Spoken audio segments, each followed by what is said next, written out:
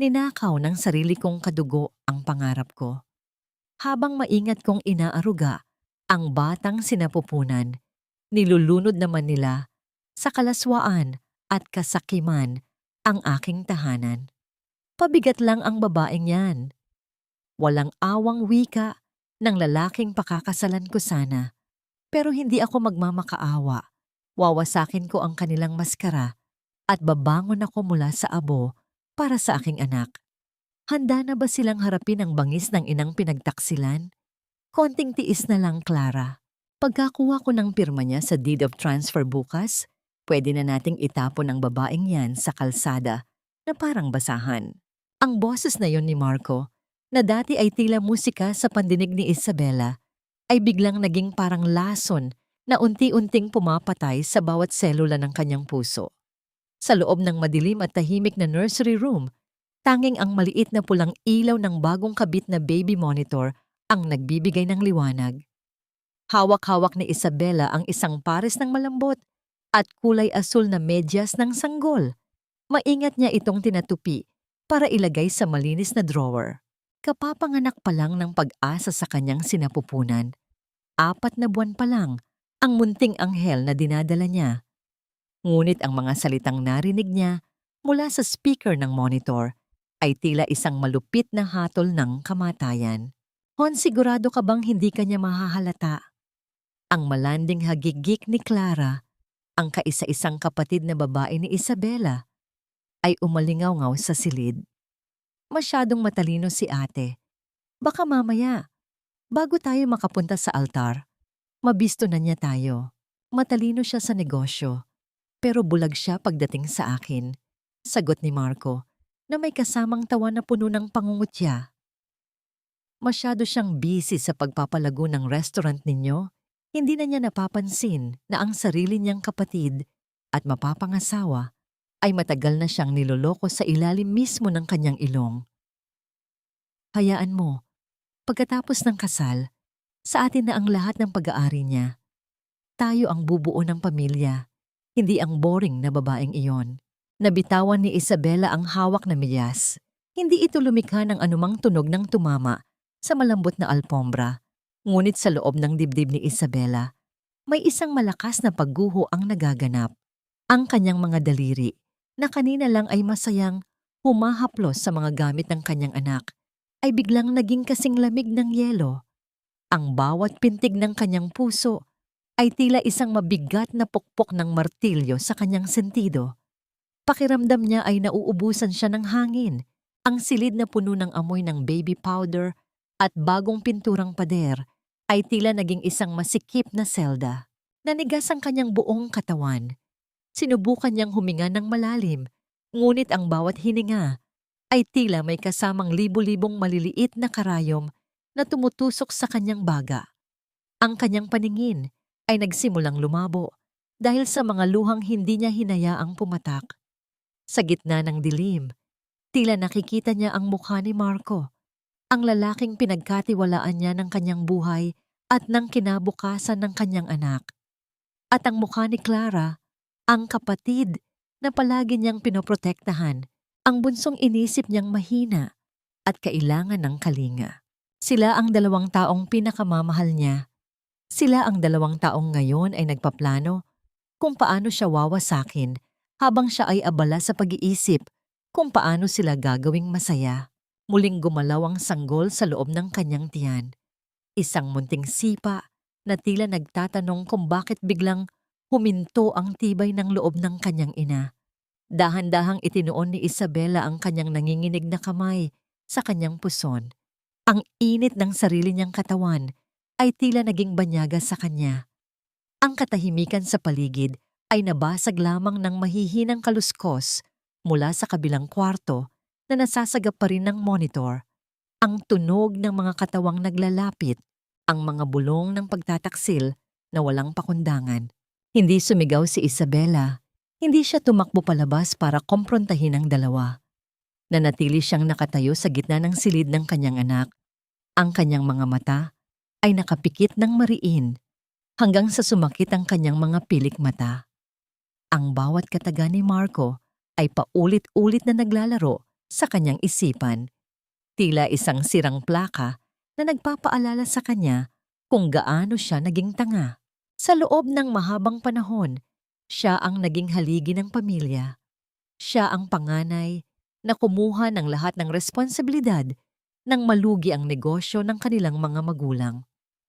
Siya ang nagtrabaho hanggang madaling araw, ang nagtiis sa puyat at pagod para lamang masiguro na si Clara ay makapagtatapos ng pag-aaral at si Marco ay magkakaroon ng magandang posisyon sa kumpanya. Akala niya, ang pag-ibig ay pagsasakripisyo. Akala niya ang pamilya ay isang kanlungan na hinding-hindi siya ipagkakanulo. Ngunit sa gabing ito, sa ilalim ng malamig na liwanag ng baby monitor, na-realize niya na ang lahat ng kanyang ginawa ay nagbigay lamang ng armas sa mga taong papatay sa kanya. Dahan-dahan niyang iminulat ang kanyang mga mata. Wala na ang takot, wala na ang pagkalito. Ang tanging natira ay isang matalim at malamig na determinasyon na unti-unting bumabalot sa kanyang puso.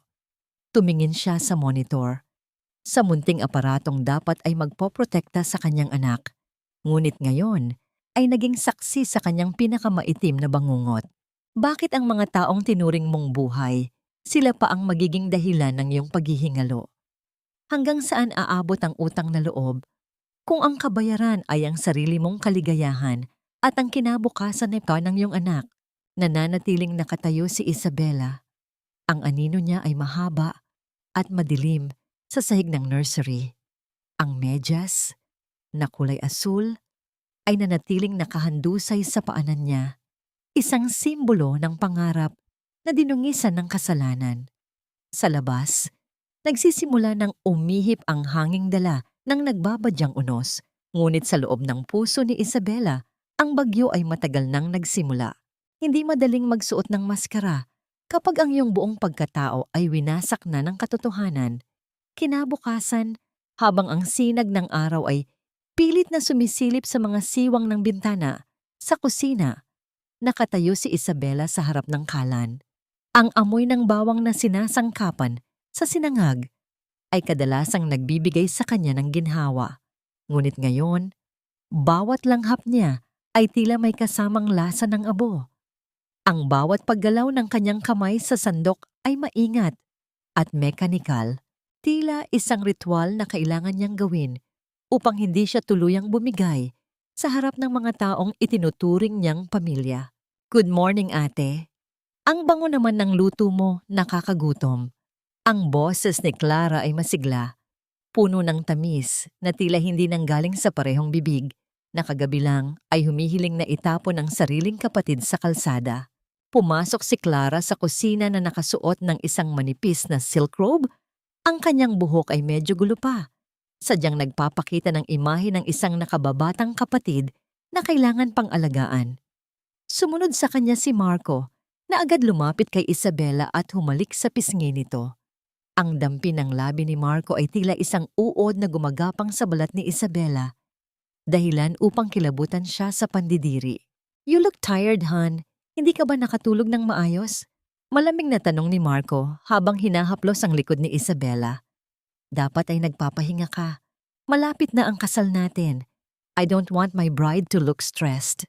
Dahan-dahang lumingon si Isabela, pilit na hinuhulma ang kanyang mga labi sa isang matipid na ngiti. Ang kanyang mga mata, na kanina pa namumula sa puyat, ay itinuon niya sa lalaking pakakasalan niya sana. Ayos lang ako, Marco. Marami lang akong iniisip sa restaurant. Alam mo naman, bago tayo mag-honeymoon, gusto kong plansado ang lahat.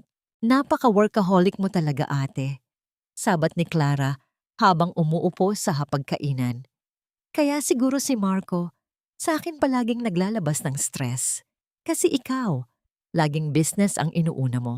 Isang saglit na tumigil ang mundo para kay Isabela.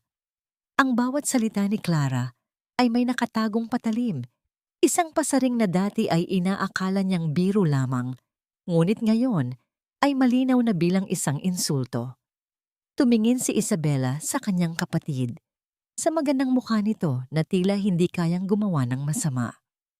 Siguro nga, Clara, masyado akong nagtiwala na kahit wala ako, alam ninyong dalawa kung paano pahalagahan ang mga bagay na ibinigay ko sa inyo. Naging mailap ang mga mata ni Marco sa sinabi ni Isabela. Tumikhim siya at mabilis na binago ang usapan. By the way, Hon, may mga papeles pala akong gustong ipakita sa iyo mamaya. It's a gift, actually. Isang paraan para maprotektahan ang kumpanya at ang magiging anak natin bago tayo mag-isang pamilya. Talaga? Anong klaseng papeles yan? Tanong ni Isabela habang inilalapag ang plato ng kanin sa mesa. Ang kanyang puso ay nagsimulang tumibok ng mabilis, ngunit ang kanyang kamay ay nanatiling matatag. Just a simple deed of transfer for the new branch's equipment and some legal protections. Paliwanag ni Marco habang kumukuha ng kape. I thought, since you're pregnant, mas mabuting ilipat na sa pangalan ko ang ilang responsibilidad para hindi ka na masyadong napapagod sa paperwork. One signature, and everything will be handled by me. Gusto ni Isabela na isigaw ang lahat ng alam niya. Gusto niyang itapon ng mainit na kape sa mukha ni Marco at sabihing alam niya ang plano nitong agawin ang lahat sa kanya. Ngunit naalala niya ang kanyang anak. Kailangan niyang maging matalino. Kailangan niyang maglaro sa sarili nilang apoy. Sige, titingnan ko mamaya, sagot niya ng may kalmante. Pero kailangan ko muna itong ipakita sa accountant natin para masigurong maayos ang tax implications. Ayaw nating magkaproblema sa BIR, di ba? Sandaling natigilan si Marco. Ang kanyang kutsara ay tumama sa plato na lumikha ng isang matalas na tunog sa gitna ng katahimikan. Bakit kailangan pa ng accountant? Trust me, Hon. I did this for us. Hindi mo ba ako pinagkakatiwalaan? Of course, I trust you, Marco. Pagsisinungaling ni Isabela. Ang boses niya ay malambot, ngunit may diin. Pero bilang panganay sa pamilyang ito, nakaugalian ko na ang maging maingat. Ayaw kong may maiwan akong butas na ikakasira natin sa huli. Nagpalitan ng tingin si Marco at Clara. Ang katahimikan sa hapagkainan ay naging mabigat, puno ng tensyon na tila isang lubid na malapit ng maputol. Sa gitna ng pagkailang, biglang tumunog ang telepono ni Marco sa ibabaw ng mesa. Isang mensahe ang lumitaw sa screen na mabilis niyang itinago, ngunit hindi bago ito nakita ni Isabela. Isang maikling mensahe mula sa isang hindi kilalang numero. Nakaayos na ang lahat. Siguraduhin mong pipirma siya ngayon. Nanlamig ang sikmura ni Isabela. Hindi lamang pala ang kanyang kapatid at asawa ang kalaban niya. May iba pang tao sa likod ng planong ito. Sino ang nagmamadali na makuha ang kanyang pirma? Bakit tila pati ang oras ay naging kaaway na rin niya? Sino yan? Tanong ni Isabela. Ang kanyang paningin ay tila bumabaon sa bulsa ni Marco kung saan naroon ang telepono. Wala, Hon. Yung supplier lang ng bulaklak para sa simbahan. Nagtatanong kung final na ba ang arrangement. Mabilis na sagot ni Marco, ngunit may bahid ng kaba sa kanyang boses.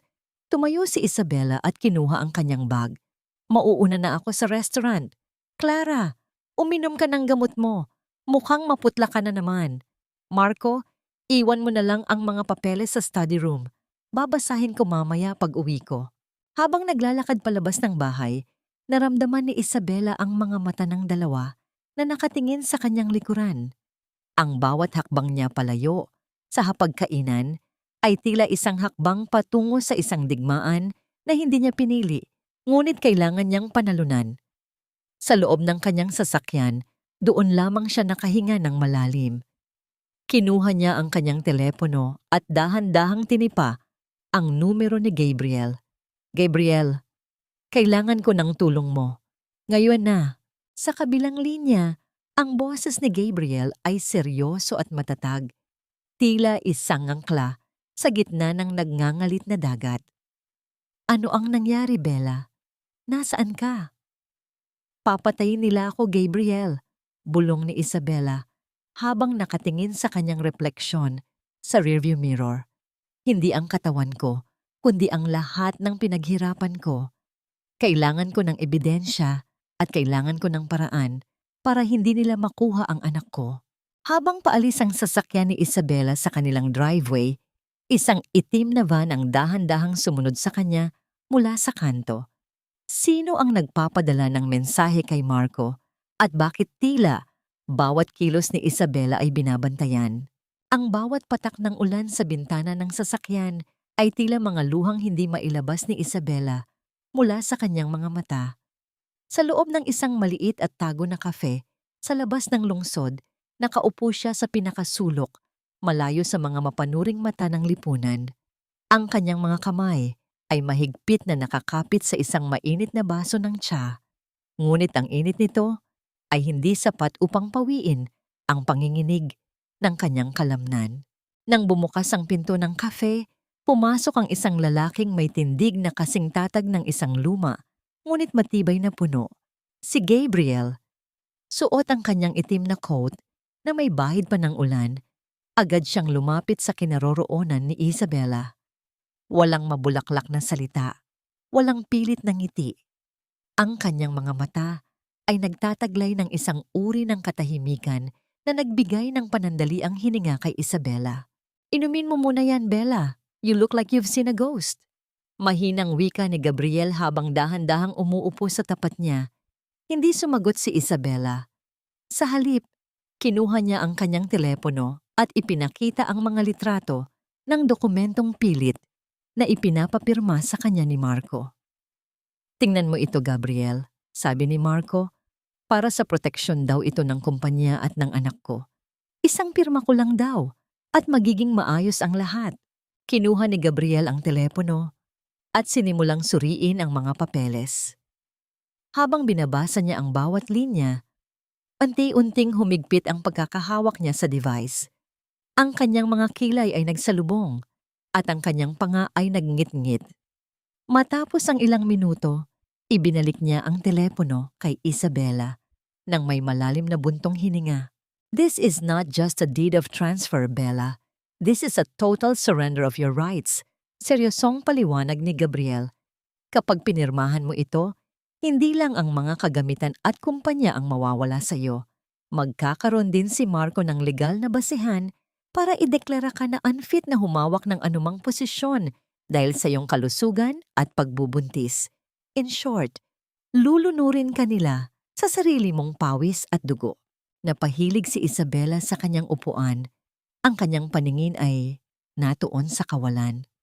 "Alam ko, nararamdaman ko na may mali. Pero Gabriel, may mas masakit pa kaysa doon. Nakita ko ang pangalan ni Papa sa background ng mga dokumentong ito bilang witness. Kasama ba ang mga magulang ko sa planong ito?" Tumingin si Gabriel kay Isabela nang may halong lungkot at pag-aalangan. "Bella, narinig ko ang usap-usapan sa lupo ng mga board members. Ang mga magulang mo, naniniwala silang masyado ka ng marami para sa sarili mo. Sinasabi nila na dahil ikaw ang panganay, dapat mong ibigay ang pagkakataong ito kay Clara dahil mahina siya at kailangan ng siguradong kinabukasan. Para sa kanila, ikaw ang haligi, kaya ikaw ang dapat magtiis." Isang mapait na tawa ang kumawala sa mga labi ni Isabela. Isang tawang puno ng pait at kawalan ng pag-asa. Utang na loob. Palagi na lang utang na loob. Pinagtatrabahuhan ko ang bawat sentimo. Binuhay ko sila nang halos hindi ako matulog. At ngayon, ituturing nila akong isang gamit na pwedeng itapon kapag nakuha na nila ang gusto nila. Hindi na napigilan ni Isabela ang kanyang emosyon. Ang unang patak ng luha ay gumulong sa kanyang pisngi, kasunod ng isa pa, hanggang sa ang kanyang buong katawan ay nayanig ng isang tahimik na paghikbi. Hindi siya humagulgol sapagkat ang kanyang sakit ay masyadong malalim para sa ingay. Ito ay ang sakit ng isang anak na itinakwil ng sariling dugo habang siya ay nagdadalang tao. Dahan-dahang kinuha ni Gabriel ang isang malinis at puting panyo mula sa kanyang bulsa. Ibinigay niya ito kay Isabela nang hindi tumitingin sa kanyang mukha. Isang simpleng galaw upang bigyan ang babae ng puwang para sa kanyang pighati nang hindi ito nakakaramdam ng hiya. Ang katahimikan ni Gabriel ay nagsilbing yakap na hindi kayang ibigay ng kanyang sariling pamilya. Huwag kang mag-alala, Bella. Hindi kita pababayaan. Pangako ni Gabriel. Ang kanyang boses ay puno ng determinasyon. Tutulungan kita na ayusin ang lahat ng legal na aspeto. Gagawin natin ito ng tahimik hanggang sa dumating ang tamang panahon para bumawi ka. Wala akong hihilinging kapalit. Gusto ko lang na makita kang muling nakatayo. Para sa'yo at para sa batang yan. Bahagyang gumaan ang pakiramdam ni Isabela, ngunit isang bagong pangamba ang pumasok sa kanyang isipan. Gabriel, napansin ko rin na biglang nag-resign si Mang Carding, ang accountant namin na mahigit 20 taon na sa pamilya. Bakit siya aalis sa gitna ng paghahanda sa kasal ko? May alam kaya siya? Hahanapin ko siya, Bella. Hahanapin natin ang katotohanan, sagot ni Gabriel. Eksaktong pagkatapos magsalita ni Gabriel, biglang nag-vibrate ang telepono ni Isabela sa ibabaw ng mesa. Ang pangalan ng kanyang ina ang lumitaw sa screen. Sa bawat pag-vibrate nito, tila nadaragdagan ang bigat sa dibdib ni Isabela. Pagkasagot niya sa tawag, ang boses ng kanyang ina ay agad na sumalubong, puno ng utos at walang bahid ng pag-aalala. Isabela, nasaan ka na ba? Nandito kami sa restaurant. Nagdesisyon na kami ng papa mo. Simula bukas, ibibigay mo na ang lahat ng susi ng kusina at ang pamamahala ng mga recipe kay Clara. Ituring mo na lang itong regalo mo sa kapatid mo para sa kasal ninyo. Masyado ka ng pagod? Hayaan mo naman ang kapatid mo ang maging bida. Nanlamig ang buong katawan ni Isabela. Ang kanyang mga daliri ay humigpit sa basang panyo ni Gabriel. Ang kanyang sariling ina, ang babaeng dapat ay nagpoprotekta sa kanya, ang siya pang nag-aabot sa kanya sa bitayan. Pero ma, ako ang nag-ayos ng lahat ng yan. Wala nang pero-pero, Isabela. Marami ka ng pera, marami ka ng naitabi. Huwag kang makasarili. Gawin mo ito para sa kapayapaan ng pamilya natin. Bukas na bukas, turnover na. Maliwanag, naputol ang tawag. Nanatiling nakadikit ang telepono sa tenga ni Isabela, habang ang tunog ng putol na linya ay tila isang nakatutulig na hiyaw sa kanyang pandinig. Tumingin siya kay Gabriel. Ang kanyang mga mata ay nag-aapoy na sa halo-halong galit at determinasyon. Huwag mong kalilimutan, Isabela, na kung hindi dahil sa amin, wala ka sa kinaroroonan mo ngayon. Kaya utang mo sa amin ang katahimikan ng pamilyang ito. Ang mga salitang yon ng kanyang ina ay tila isang malamig na hangin na dumaan sa batok ni Isabela habang tinititigan niya ang kanyang wedding gown na nakasabit sa gilid ng cabinet. Ang maputing tela ng gown ay tila isang malaking multo sa dilim ng kanyang silid. Isang simbolo ng kadalisayan na matagal nang dinungisan ng mga taong nakatira sa ilalim ng parehong bubong. Sa kanyang nanginginig na mga daliri, maingat na kinuha ni Isabela ang isang maliit na USB drive mula sa kanyang computer. Naroon ang lahat.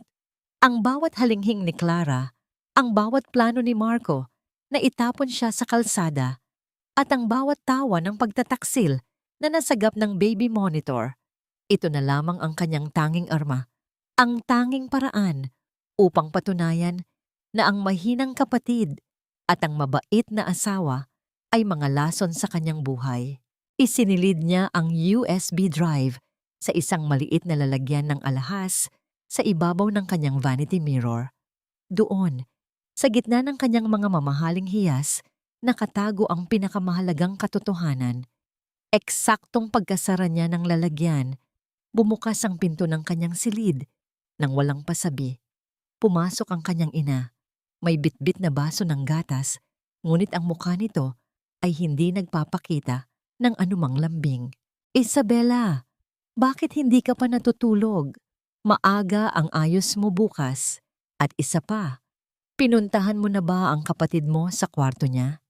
Umiiyak si Clara dahil hindi mo daw siya pinapansin kanina sa hapunan. Masyado ka namang matigas, parang hindi mo kadugo. Sumbat ng kanyang ina habang inilalapag ang gatas sa mesa. Hinarap ni Isabela ang kanyang ina. Ang kanyang mga mata ay walang emosyon. Pagod lang ako, ma. At marami akong iniisip para sa kasal. Si Clara naman, palagi naman siyang umiiyak, hindi ba? Sanay na kayo. Naunahin siya kaysa sa akin. Anong ibig mong sabihin? Inggit ka ba sa atensyong binibigay namin sa kanya? Naniningkit ang mga mata ng kanyang ina. Isabela, ikaw ang panganay. Ikaw ang malakas. Si Clara ay sakitin. Mahina ang loob.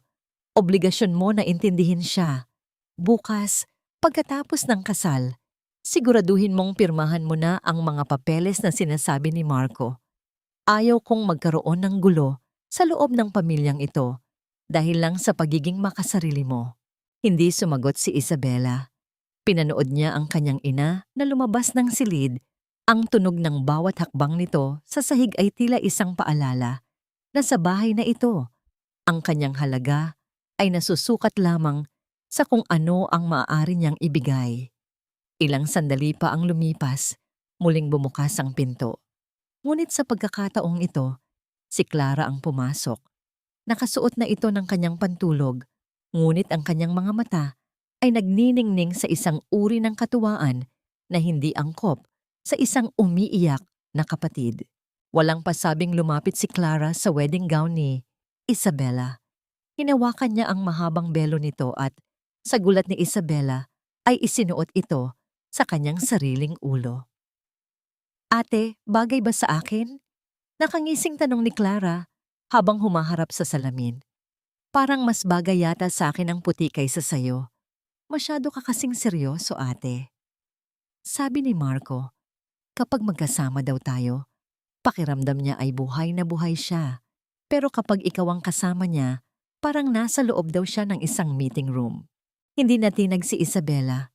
Lumapit siya kay Clara at dahan-dahang hinawakan ang dulo ng belo. Wear it, Clara. Isuot mo hanggat gusto mo. Dahil bukas, hindi lang ang bilong iyan ang kukunin ko sa'yo. Kukunin ko ang lahat ng akala mo ay sa'yo na. Nawala ang ngiti sa mga labi ni Clara.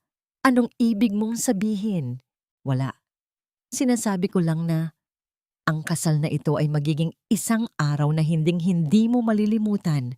Malamig na sagot ni Isabela bago binitawan ng belo.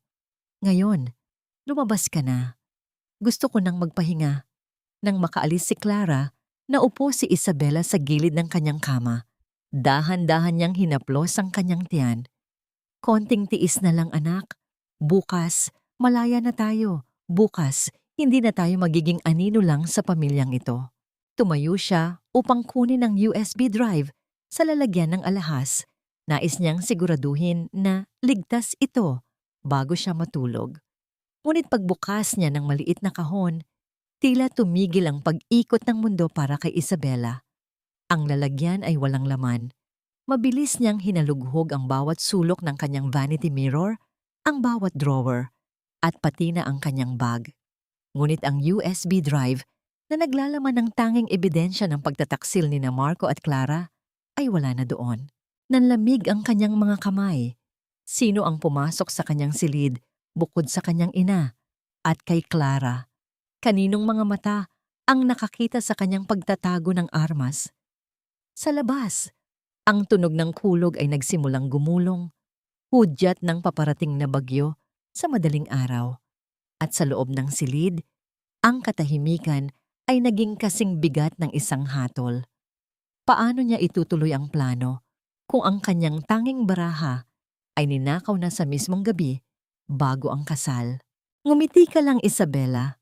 Huwag mong ipapahiya ang pamilya natin sa harap ng maraming tao kung ayaw mong itakwil kita ng tuluyan. Ang bulong na iyon ng kanyang ama bago siya ihatid sa altar ay tila isang malupit na banta na humihiwa sa kanyang pandinig.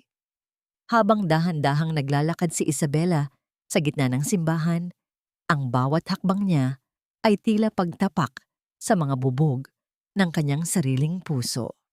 Ang puting gown na suot niya, na dapat ay simbolo ng bagong simula, ay pakiramdam niya ay isang kapa ng kamatayan na bumabalot sa kanyang pagkatao. Sa paligid, ang 200 bisita ay nakatingin sa kanya ng may paghanga. Hindi alam na ang babaeng naglalakad sa harap nila ay isang buhay na sugat na pilit lamang na nananatiling nakatayo. Sa dulo ng aisle, naghihintay si Marco. Ang kanyang ngiti ay perpekto, ang kanyang tindig ay tila isang ginoong tapat at mapagmahal. Ngunit sa mga mata ni Isabela ang nakikita niya ay ang dambuhalang ahas na handang lumamon sa lahat ng kanyang pinaghirapan. Sa tabi nito ay si Clara, ang maid of honor, na nakasuot ng gown na halos kasing ningningnang sa ikakasal. Ang mga mata ni Clara ay nagniningning sa tagumpay, tila ba ipinapaalam sa lahat na siya ang tunay na reyna sa likod ng tabing. Nanginginig ang mga kamay ni Isabela sa loob ng kanyang lace gloves. Ang ninakaw na USB drive ay nag-iwan ng isang malaking butas sa kanyang plano, ngunit hindi nito napatay ang kanyang apoy. Sa loob ng kanyang maliit na purse na nakasabit sa kanyang braso, naroon ang kanyang telepono. Isang backup na kopya ang lihim niyang in-upload sa cloud noong gabing iyon. Isang hakbang na ginawa niya dahil sa matinding kutob. Minamahal naming mga kapatid. Ang panimula ng pari ay tila isang malabong alingawngaw sa pandinig ni Isabela. Ang kanyang buong atensyon ay nasa kanyang puso na tila gustong kumawala sa kanyang dibdib. Ang bawat salita ng seremonya ay tila isang insulto sa kabanalan ng simbahan. Nang dumating ang sandali na tinanong ng pari, ang formal na katanungan, ang katahimikan sa loob ng simbahan ay naging kasing bigat ng isang bundok. Isabela, tinatanggap mo ba si Marco bilang iyong kabiyak?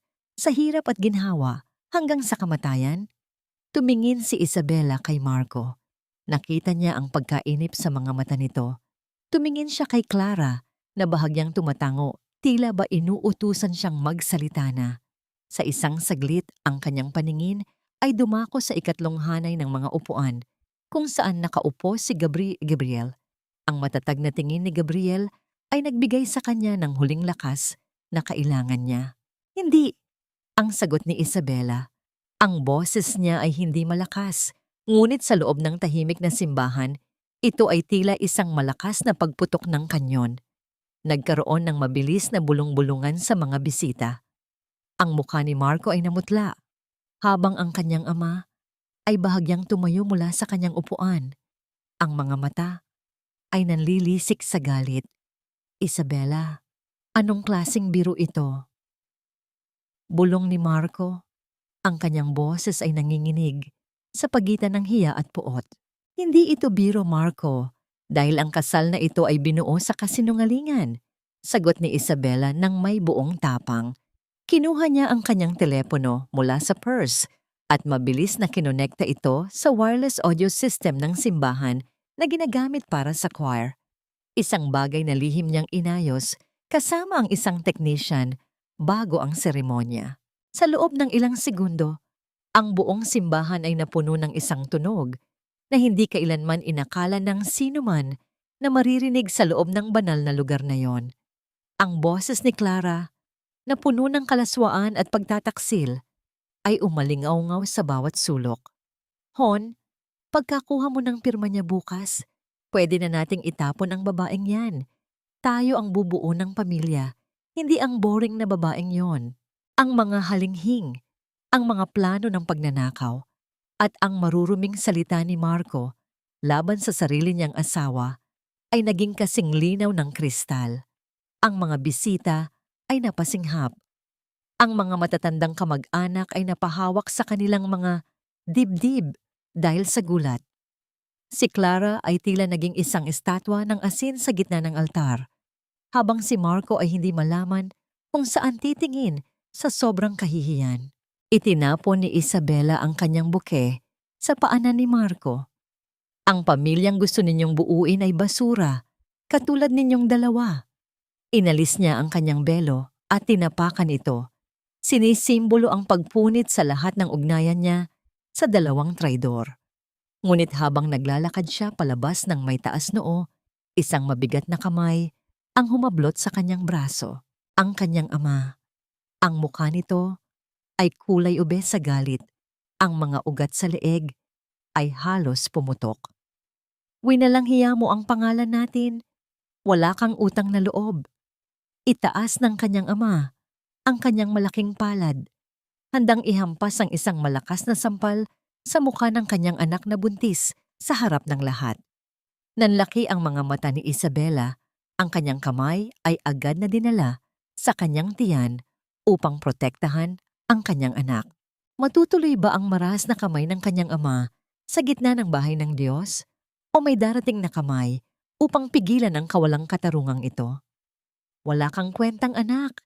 Inisip mo lang ang sarili mo. Pero ang kahihiyan ng pamilya natin, hindi mo binaliwala. Ang boses ng kanyang ama ay kasing talim ng isang kidlat. At bago pa man makakilos si Isabela, dumapo ang isang malakas na palad sa kanyang kaliwang pisngi. Ang tunog ng sampal ay umalingaw-ngaw sa buong kapilya, isang tunog na tila nagpatigil sa pag-ikot ng mundo para sa lahat ng nakasaksi. Napalingon ang ulo ni Isabela sa lakas ng impact. Ang kanyang balat ay agad na namula at uminit.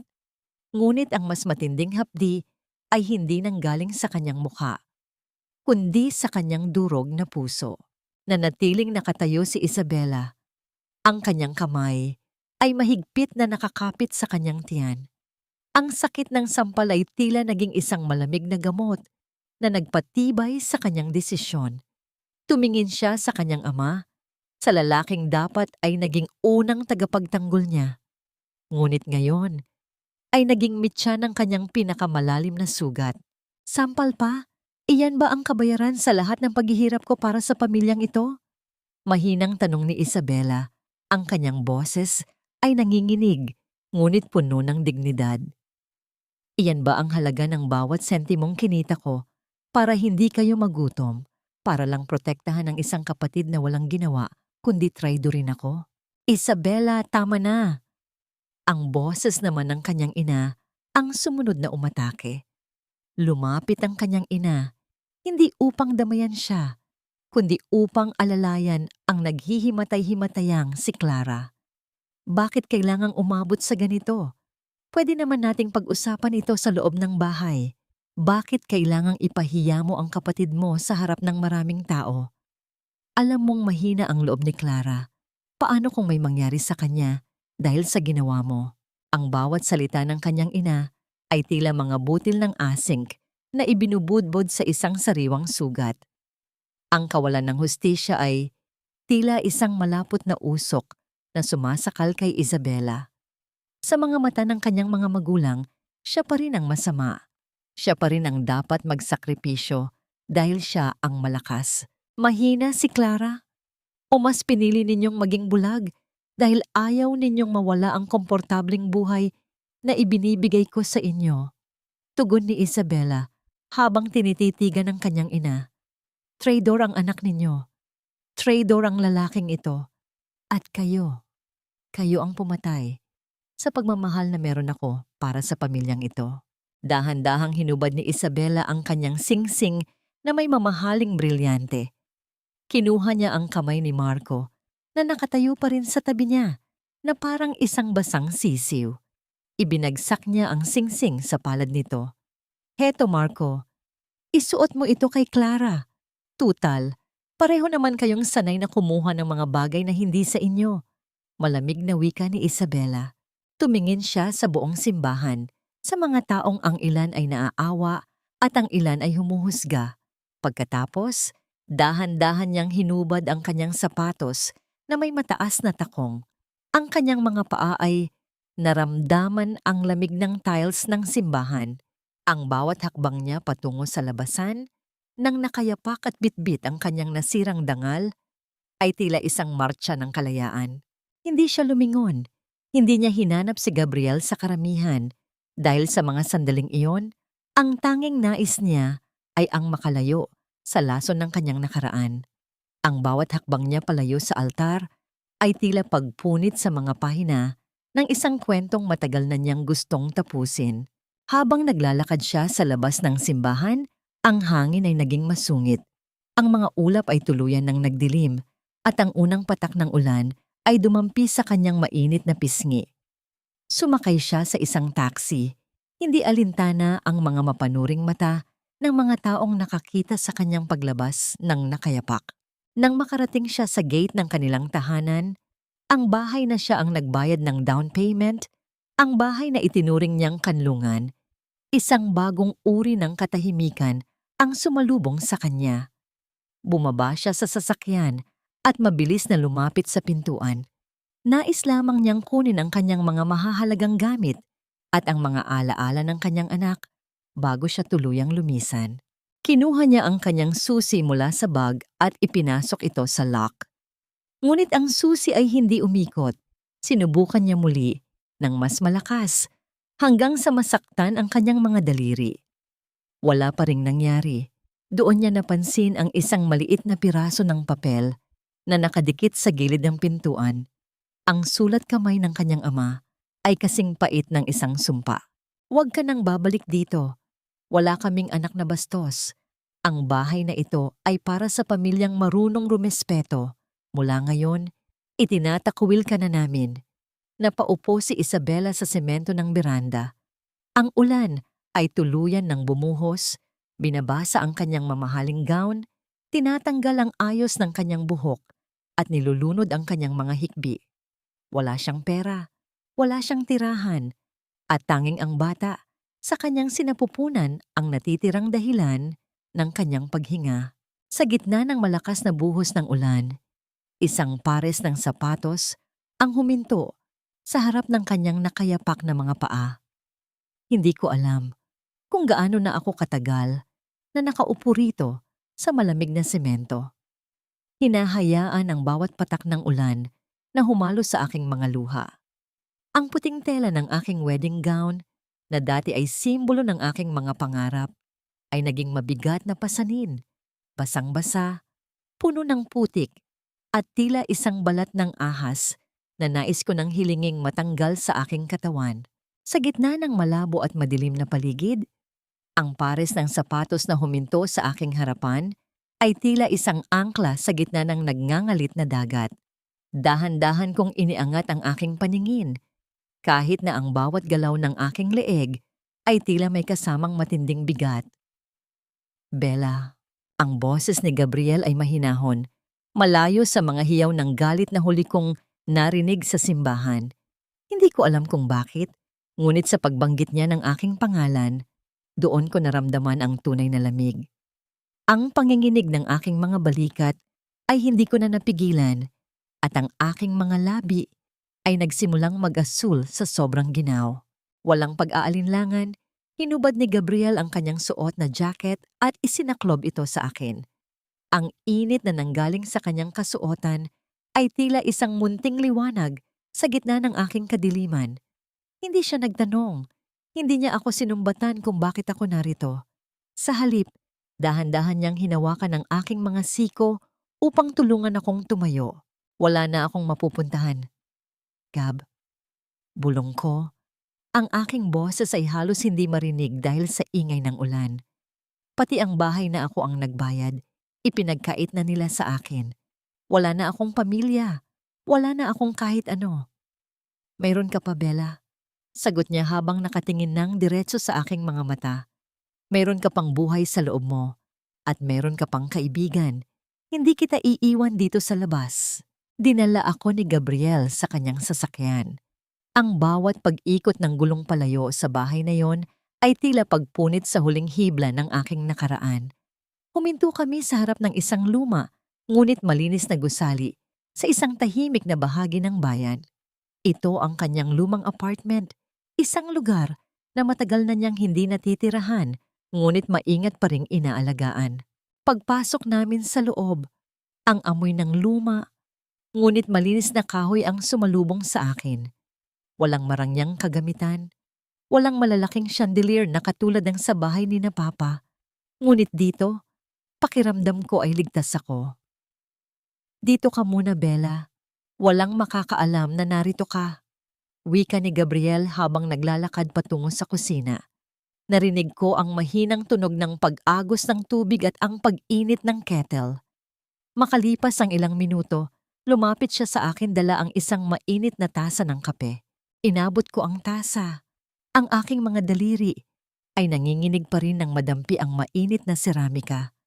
Ang usok na nanggagaling sa kape ay dahan-dahang humahaplos sa aking mukha. Sa unang pagkakataon, matapos ang ilang oras na pakikipagdigma sa emosyon, dahan-dahan akong uminom. Ang init ng likido ay tila isang himala na gumagapang sa aking lalamunan patungo sa aking sikmura, pinapakalma ang munting anghel na kanina pa tila nagtataka sa aking kaba. Napapikit ako. Sa gitna ng katahimikan ng gabi, naramdaman ko ang isang mahinang sipa mula sa aking sinapupunan, isang munting paalala na hindi ako pwedeng sumuko. Salamat, Gabriel, mahinang sabi ko. Hindi ko alam kung paano kita mababayaran sa lahat ng ito. Umupo si Gabriel sa isang silya sa dikalayuan. Sapat ang distansya upang hindi ako mailang, ngunit sapat din para maramdaman ko ang kanyang suporta. Hindi mo kailangang mag-isip ng bayad, Bella. Ang makita lang kitang muling lumalaban ay sapat na.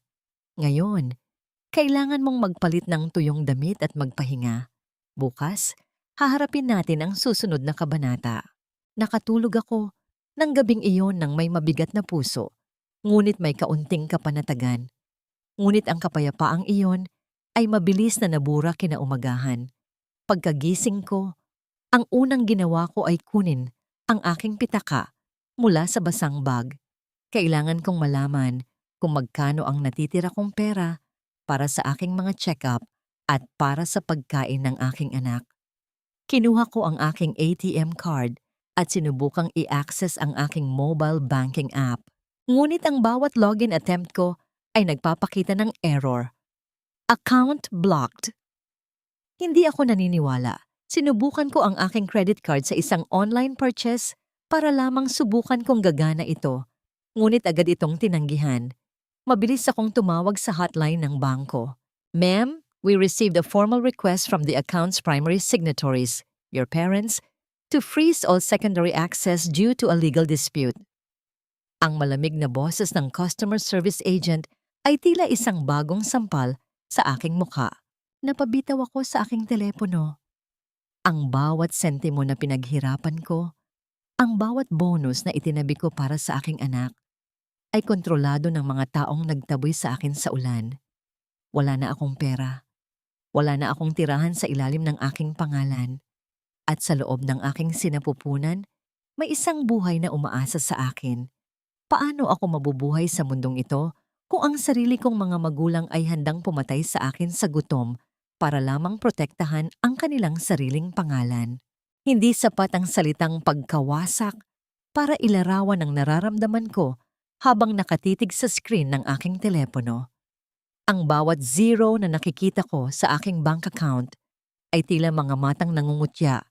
Nagpapaalala sa akin na sa isang iglap, ang reyna ng kusina ay naging isang pulubi sa lansangan. Ang aking mga magulang, ang mga taong nagbigay sa akin ng buhay, ang siya ring bumabawi ng bawat pagkakataon para mabuhay ako ng may dangal.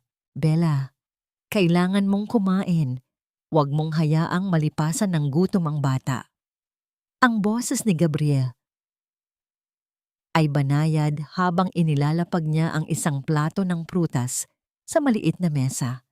Paano ako kakain ng may katahimikan, Gab? Wala na akong pera. Kahit ang pambili ng gatas ng anak ko sa hinaharap, kinuha na nila. Sagot ko. Ang boses ko ay puno ng pait. Lahat ng pinaghirapan ko sa restaurant, lahat ng sakripisyo ko, wala na lahat. Sa halip na sumagot ng mga gasgas na linya ng pag-asa, tumayo si Gabriel at lumakad patungo sa dulo ng apartment. Binuksan niya ang isang pinto na kanina pa nakasara. Sumama ka sa akin. May gusto akong ipakita sa'yo. Dahan-dahan akong tumayo. Bitbit ang bigat ng aking katawan at puso. Pagpasok ko sa silid, tumigil ang mundo ko. Hindi ito isang ordinaryong kwarto. Ito ay isang malinis at kumpletong studio para sa baking. May malaking oven, mga stainless na mesa, at mga sako ng harina na maingat na nakasalansan sa gilid. Ang bawat gamit ay bago. Kumikinang sa ilalim ng liwanag ng bumbilya. Alam kong matagal mo ng pangarap na magkaroon ng sariling bake shop, Bella. Noong mga panahong abala ka sa pagpapalago ng restaurant ni na papa mo, palagi mong binabanggit na mas gusto mong humawak ng harina kaysa sa mga papeles ng kumpanya. Paliwanag ni Gabriel habang nakatingin sa akin. Inayos ko ito nitong mga nakaraang buwan. Dapat ay sorpresa ito para sa kasal mo. Pero mukhang mas kailangan mo ito ngayon para sa iyong bagong simula. Napahawak ako sa aking bibig. Ang mga luhang kanina pa gustong kumawala ay muling dumaloy. Ngunit sa pagkakataong ito, hindi ito dahil sa sakit. Ito ay dahil sa pasasalamat. Sa loob ng silid na ito, naramdaman ko ang amoy ng harina at asukal. Ang mga amoy na nagpapaalala sa akin kung sino talaga ako bago ako naging alipin ng utang na loob sa aking pamilya. Nagsimula akong magtrabaho. Ang bawat pagmamasa ko sa dough ay tila isang paraan ng paglalabas ng lahat ng galit at pait sa aking sistema. Ang malambot na texture ng harina sa aking mga kamay ay nagbigay sa akin ng kapayapaan. Sa bawat pag-ikot ng aking rolling pin, naramdaman ko ang muling pagkabuhay ng aking espiritu. Ang init ng oven na dahan-dahang nagluluto sa aking mga tinapay ay tila tumutunaw sa yelong bumabalot sa aking puso. Isang hapon, habang abala ako sa paglalagay ng icing sa mga cupcake, lumapit si Gabriel. Pinapanood niya ako ng may ngiti na hindi ko maipaliwanag. "You have flour on your nose, Bella." Biro niya. Bago pa ako makakilos, dahan-dahan niyang itinaas ang kanyang kamay. Gamit ang kanyang hinlalaki, pinunasan niya ang puting pulbo sa dulo ng aking ilong. Ang kanyang haplos ay naging sanhi ng isang kakaibang kuryente na dumaloy sa aking sistema. Isang pakiramdam na matagal ko nang kinalimutan. Nagtama ang aming mga mata at sa loob ng ilang segundo, ang ingay ng mundo ay nawala. Ang tanging narinig ko ay ang mahinang tibok ng aking puso at ang marahang paghinga ni Gabriel. "Salamat, Gab." "Sa lahat," bulong ko. "Mag-focus ka lang sa pagbangon, Bella. Ako ang bahala sa likod mo." Sagot niya bago siya bumalik sa kanyang ginagawa.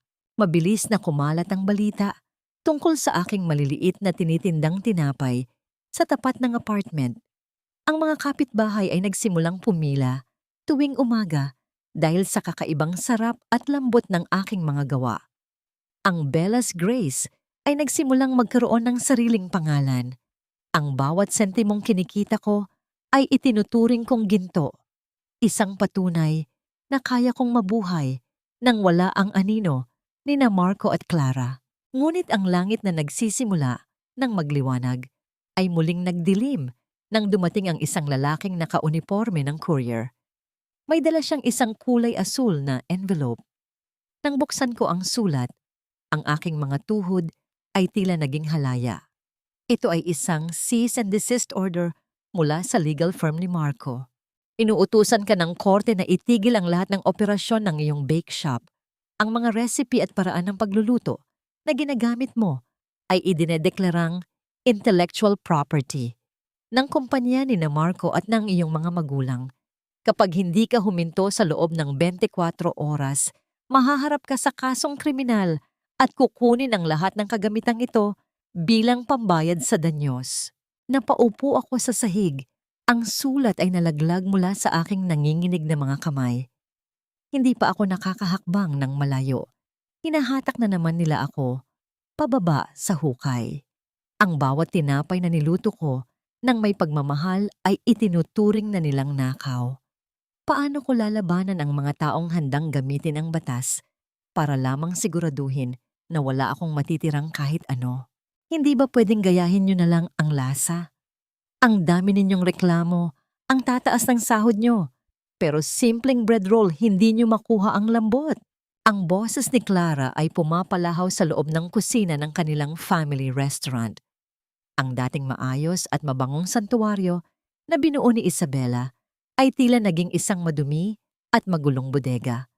Ang mga plato ay nagkakasalansan, ang mga staff ay tila mga ligaw na manok na hindi alam ang gagawin, at ang amoy ng sunog na mantika ay nangingibabaw sa hangin.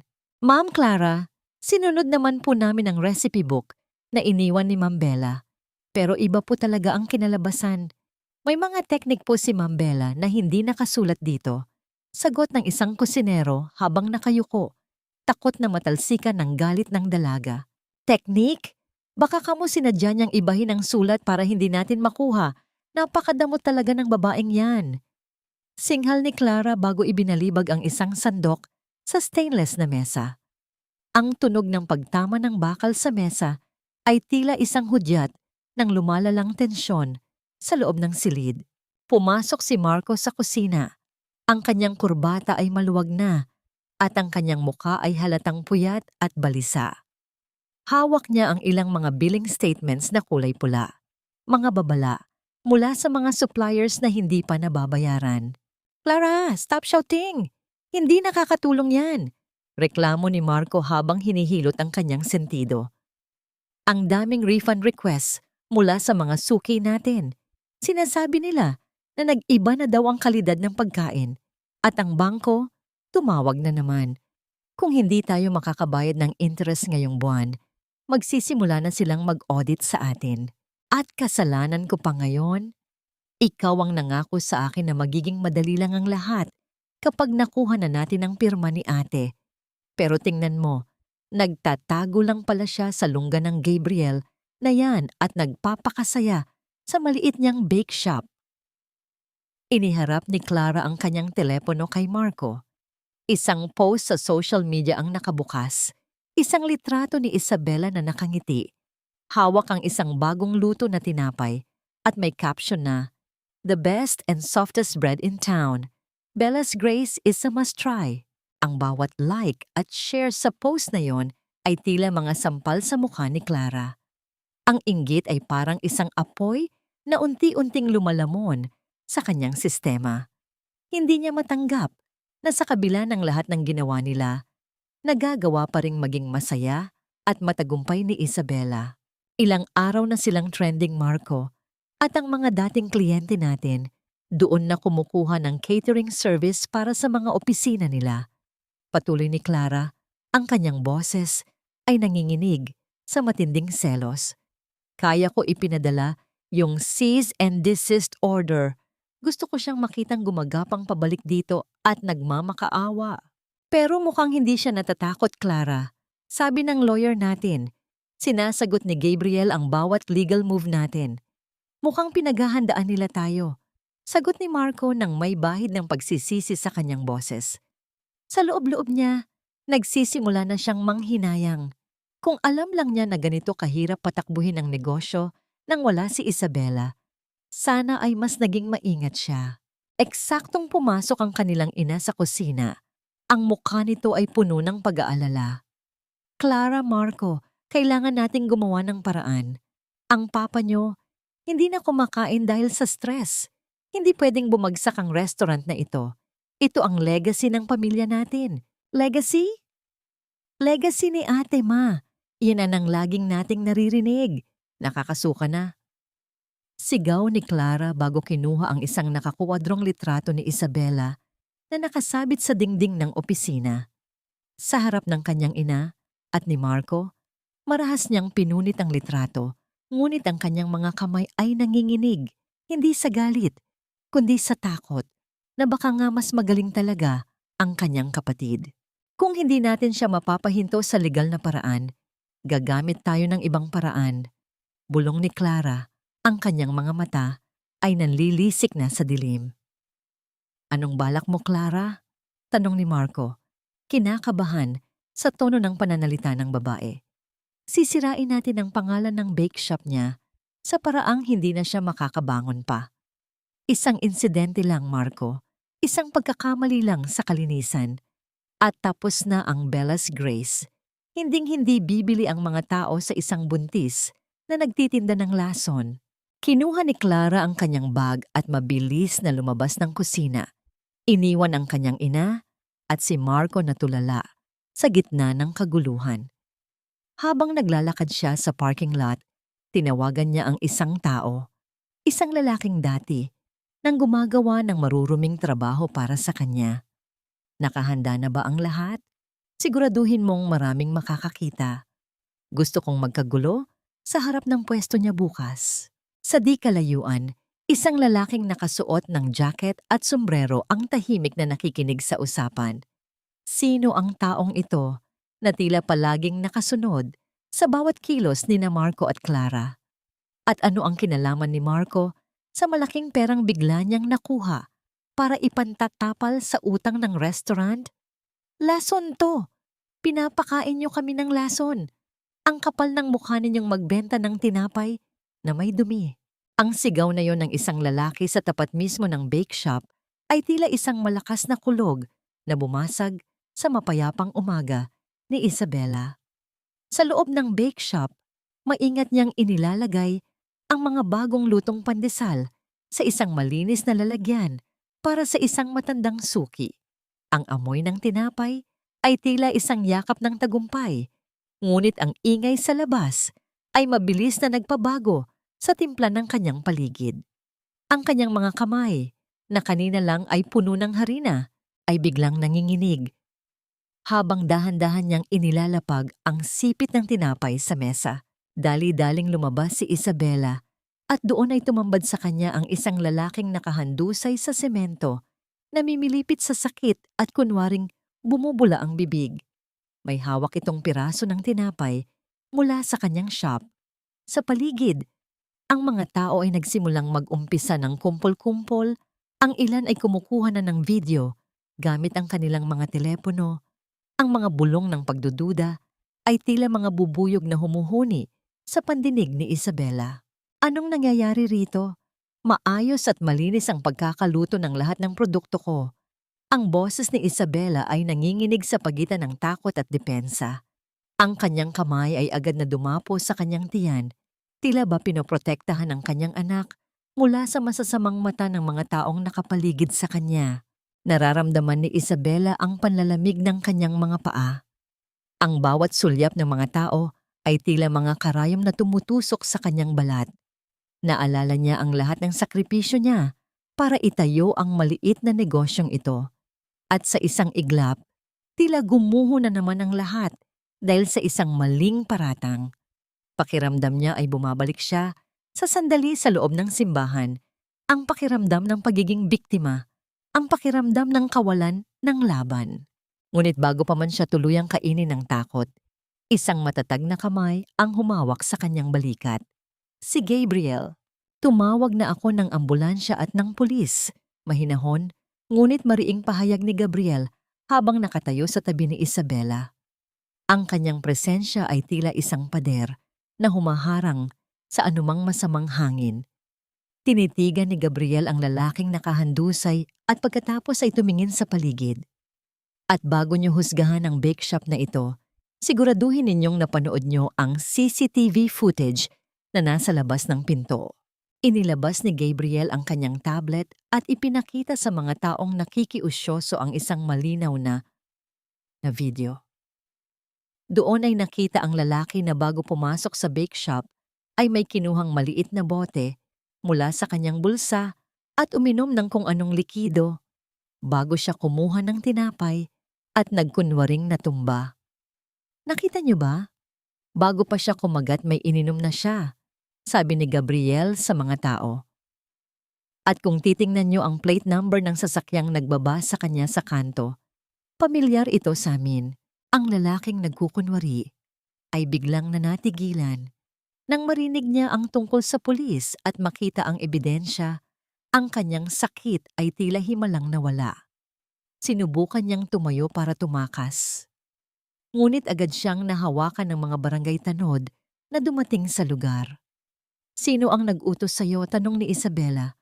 Ang kanyang boses ay hindi na nanginginig. Ngayon, ito ay puno na ng matalim na awtoridad. Sabihin mo ang totoo o magdedemanda kami ng seryosong kaso laban sa iyo. Sa sobrang takot, ang lalaki ay nagsimulang manginig. Tumingin siya sa tablet ni Gabriel at pagkatapos ay kay Isabela. Si Sir Marco po. Binayaran niya ako para gawin ito, sabi niya.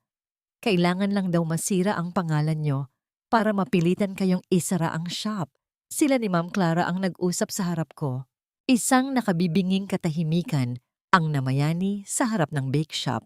Ang mga taong kanina ay humuhusga, ay tila napahiya at dahan-dahang nag-alisan. Ngunit para kay Isabela, ang bawat salita ng lalaki ay tila isang bagong kumpirmasyon ng kawalang hiyaan ng kanyang sariling pamilya. Hindi lang sila kontento na nakawin ang kanyang nakaraan, gusto rin nilang patayin ang kanyang kinabukasan. Hindi na ako papayag, Gabriel, bulong ni Isabela habang nakatingin sa lalaking kinaladkad na ng mga pulis. Masyado na silang lumalayo. Akala nila ay mahina pa rin ako dahil buntis ako.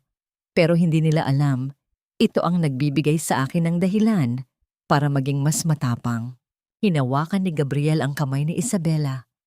Ang kanyang mga daliri ay nagbibigay ng init na tila isang pangako ng proteksyon. Idedemanda natin sila, Bella. Hindi lang ito paninira, ito ay tangkang pagsira sa kabuhayan. May sapat na tayong ebidensya para baligtarin ang mundo nila. Habang pabalik sila sa loob ng bake shop, isang notification ang lumitaw sa telepono ni Gabriel. Ang kanyang muka ay biglang naging seryoso. Ano yon? Tanong ni Isabela. Ang balita tungkol sa tangkang paninira sa iyo ay kumalat na sa internet, pero may mas malaking balita. Sagot ni Gabriel. Ang restaurant ni Marco. May lumabas na report mula sa health department.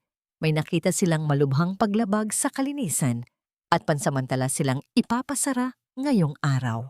Napaupo si Isabela sa isang silya. Ang karma ay tila mabilis na dumating, ngunit alam niya na hindi pa ito ang katapusan.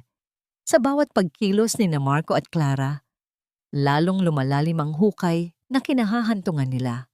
Bakit sa kabila ng lahat ng babala, mas pinipili pa rin ng tao ang manira kaysa sa bumangon ng marangal? Hanggang kailan kakayanin ni Isabela ang bawat bugso ng galit ng kanyang sariling dugo bago siya tuluyang makawala sa kanilang mga kamay? Tapos na ang lahat. Wala na tayong mukhang maihaharap sa mga tao. Ang boses ng ina ni Isabela ay halos isang pabulong na lamang, puno ng pait at matinding kahihiyan. Nakatayo siya sa gitna ng madilim na dining area ng kanilang restaurant. Hawak ang isang kulay pula na papel na may malalaking titik. Foreclosed. Ang bawat gamit na dati ay kumikinang sa ilalim ng mga chandelier ay balot na ngayon ng alikabok, at ang katahimikan sa loob ng gusali ay tila isang mabigat na kumot na sumasakal sa huling hibla ng kanilang dangal. Sa sobrang panginginig ng kanyang mga daliri, hindi na niya nahawakan ng maayos ang kumpol ng mga susi ng establishmento. Ang tunog ng pagbagsak ng mga bakal na susi sa malamig na sahig ay umalingaw-ngaw sa buong silid, tila isang hudyat ng formal na pagtatapos ng kanilang imperyo. Ito ang gusto mo, di ba? Ang mabulok tayo rito, habang ikaw ay walang ginawa, kundi mag-ayos ng sarili mo. Sigaw ni Clara, habang dinuduro si Marco. Ang kanyang muka ay sadyang namumugto sa yak, ang kanyang buhok ay gulo-gulo, at wala na ang bakas ng mahinang kapatid na palaging kinakasuhan ng awa. Sabi mo magiging maayos ang lahat. Sabi mo mas magaling ka kay ate. Pero tingnan mo, Marco, sa loob ng ilang buwan, nabaon tayo sa utang dahil sa mga palpak mong desisyon. Isang mapait na tawa ang kumawala sa mga labi ni Marco. Hindi na siya ang lalaking maasikaso at malambing. Ang kanyang mga mata ay puno na ng pandidiri habang nakatingin kay Clara. Kasalanan ko? Sino ba ang laging humihingi ng pambili ng bagong bag at sapatos para lang may maipakita sa social media? Sino ba ang nagsabing huwag nang bayaran ang supplier ng karne dahil gusto mong mag-out of town? Huwag mo akong ituro, Clara. Pareho tayong sakim, pero ikaw, bobo ka pa. Anong sabi mo?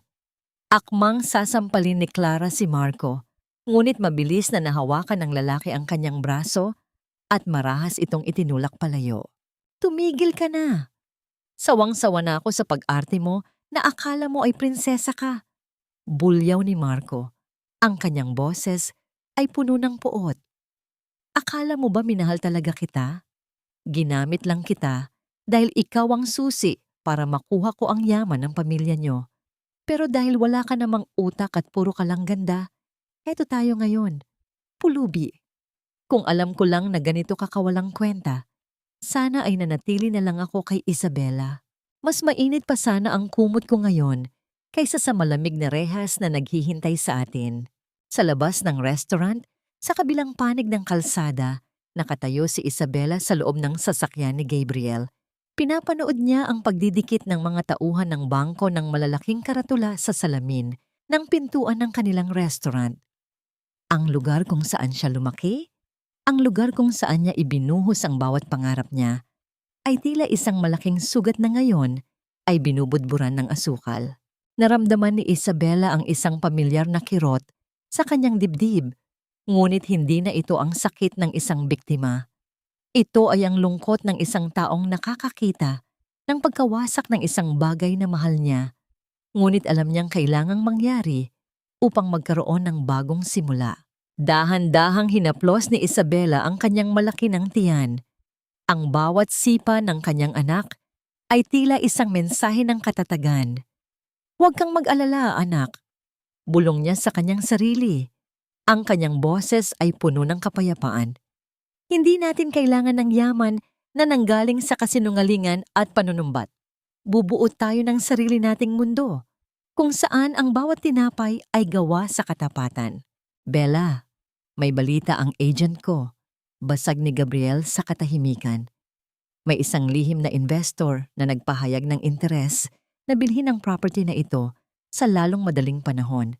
Ayaw niyang magpakilala, pero handa siyang bayaran ang lahat ng utang sa bangko para makuha ang titulo. Kumunot ang noo ni Isabela. Investor? Sino ang bibili ng isang bumabagsak na negosyo sa gitna ng ganitong iskandalo? Iyon ang aalamin natin, sagot ni Gabriel nang may makahulugang tingin. Habang papalayo ang sasakyan ni na Isabela, hindi nila napansin ang isang anino na gumagalaw sa gilid ng restaurant. Madaling araw na, at ang kadiliman ay tila naging kakampi ni Marco. Gamit ang isang duplicate na susi na itinago niya, dahan-dahan siyang pumasok sa loob ng opisina. Ang kanyang mga mata ay nanlilisik habang nakatingin sa vault, kung saan itinatago ang huling natitirang pera mula sa benta ng nakaraang linggo. Pera na dapat ay pambayad sa mga manggagawang matagal nang hindi sumasahod. Nanginginig ang kanyang mga kamay habang pilit na binubuksan ang dial ng vault. Alam niyang ito na ang huling pagkakataon niya. Kapag nakuha niya ang perang ito, iiwan niya ang lahat, ang restaurant, ang mga utang, at pati na si Clara. Ngunit sa gitna ng kanyang pagmamadali, narinig niya ang mahinang tunog ng isang switch ng ilaw. Ang buong opisina ay biglang napuno ng liwanag at sa pintuan ay nakatayo ang isang tao na hinding-hindi niya inaasahang makikita sa oras na yon. Ano ang ginagawa mo rito, Marco? Bakit mo binubuksan ang vault sa gitna ng kadiliman? Ang boses na yon, bagaman mahina at nanginginig sa tanda, ay tila isang malakas na kulog sa pandinig ni Marco. Dahan-dahan siyang lumingon at nakita ang ama ni Isabela, ang lalaking nagtiwala sa kanya, ang lalaking pumatay sa dangal ng sariling anak para lamang protektahan ang isang katulad niya. Nakatayo ang matanda sa may pintuan, hawak ang isang flashlight, ang kanyang mukha ay puno ng pagkabigla na unti-unting napapalitan ng matinding poot. Pa! Hindi ito ang iniisip nyo. Kinukuha ko lang ang pambayad sa kuryente. Pagsisinungaling ni Marco, ngunit ang kanyang mga kamay na puno ng balumbon ng pera ay hindi na niya naitago. Sinungaling! Sigaw ng matanda. Ang kanyang boses ay napaos sa sobrang emosyon. Iyan ang huling pera ng kumpanya. Iyan ang pambayad sa mga tao. Pinagkanulo ko ang anak kong si Isabela para sa'yo. Akala ko ay ikaw ang magliligtas sa amin, pero ikaw pala ang magnanakaw na uubos sa amin. Lalong humigpit ang hawak ni Marco sa pera. Wala na siyang pakialam sa respeto o sa utang na loob. Ang tanging nasa isip niya ay ang makatakas bago dumating ang mga awtoridad. Tumabi ka, matanda. Wala ka ng silbi. Ang restaurant na ito ay bangkay na at hindi ako sasama sa paglubog nito. Marahas na itinulak ni Marco ang ama ni Isabela. Ang matanda ay nawalan ng balanse at natumba sa sahig. Ang kanyang flashlight ay gumulong at nagbigay ng mahahabang anino sa dingding. Hindi man lamang lumingon si Marco. Mabilis siyang lumabas ng opisina, tumakbo patungo sa parking lot at pinaharurot ang kanyang sasakyan palayo sa lugar na winasak niya. Kinaumagahan, nagising si Clara sa loob ng kanilang bahay na tila isang abandonadong gusali. Wala ang ingay ng pagluluto, wala ang amoy ng kape. Pagpunta niya sa kwarto ni Marco, tumambad sa kanya ang mga nakabukas na cabinet at walang laman na drawer. Ang bawat gamit ni Marco, ang kanyang mga mamahaling relo, ang kanyang mga sapatos, at ang kanyang mga passport ay wala na lahat. Marco! Marco, nasaan ka? Tawag ni Clara. Ang kanyang boses ay puno ng takot. Tumakbo siya sa baba at nakita ang kanyang ina na umiiyak sa sala, habang ang kanyang ama ay nakaupo sa sahig, tulala at may sugat sa siko. Doon niya nalaman ang katotohanan. Ninakawan sila ni Marco. Tinakasan sila ng lalaking sinasabi ni Clara na mas mahal siya kaysa kay Isabela. Tinakasan niya tayo. Iniwan niya akong mag-isa sa lahat ng utang na ito. Bulong ni Clara habang napapasandal sa pader. Ang kanyang tuhod ay nanghina hanggang sa mapaluhod siya sa malamig na sahig. Ang bawat ginto at brilyanteng suot niya ay tila naging mga kadenang bumibigat sa kanyang pagkatao. Sa unang pagkakataon, naramdaman ni Clara ang tunay na kahulugan ng salitang karma. Ang lalaking inagaw niya ay hindi pala premyo, kundi isang parusa. Samantala, sa tahimik na apartment ni Gabriel, malayo sa kaguluhan ng pamilya, abala si Isabela sa pag-aayos ng mga munting damit ng sanggol. Ang sikat ng araw ay banayad na tumatama sa kanyang mukha at ang katahimikan sa loob ng silid ay nagbibigay sa kanya ng kapayapaang matagal na niyang hinahanap. Lumapit si Gabriel, dala ang isang baso ng gatas. Pinuntahan ko ang ospital kanina para i-confirm ang schedule ng ultrasound mo bukas, Bella. Everything is set. Salamat, Gab. Hindi ko alam kung nasaan ako ngayon kung wala ka. Sagot ni Isabela nang may matamis na ngiti. Narito lang ako, Bella. Palagi. Tugon ni Gabriel, ang kanyang mga mata ay nagtataglay ng isang uri ng katapatan na hinding-hindi naramdaman ni Isabela kay Marco. Hinawakan ni Gabriel ang kamay ni Isabela. Isang golden moment ang nabuo sa pagitan nila. Isang tahimik na pag-unawa na ang pamilya ay hindi palaging tungkol sa dugo, kundi tungkol sa mga taong mananatili sa tabi mo kapag ang lahat ay nawala na. Sa mga sandaling iyon, hindi naramdaman ni Isabela ang kakulangan. Pakiramdam niya, sa piling ni Gabriel at ng kanyang anak, siya ang pinakamayamang babae sa mundo. Ngunit ang katahimikan ay nabasag nang tumunog ang doorbell ng apartment. Pagbukas ni Gabriel ng pinto, tumambad sa kanila ang dalawang tao na huling-huling inaasahan nilang makikita. Ang mga magulang ni Isabela. Sila ay mukhang mga pulubi.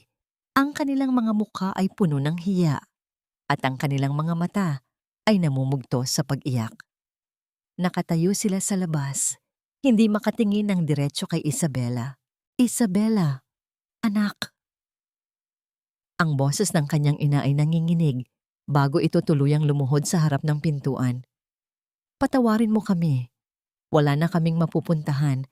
Tinakasan kami ni Marco at si Clara. Si Clara ay nawawala na sa sarili sa sobrang stress. Tulungan mo kami, anak. Parang awa mo na. Nanigas si Isabela sa kanyang kinatatayuan.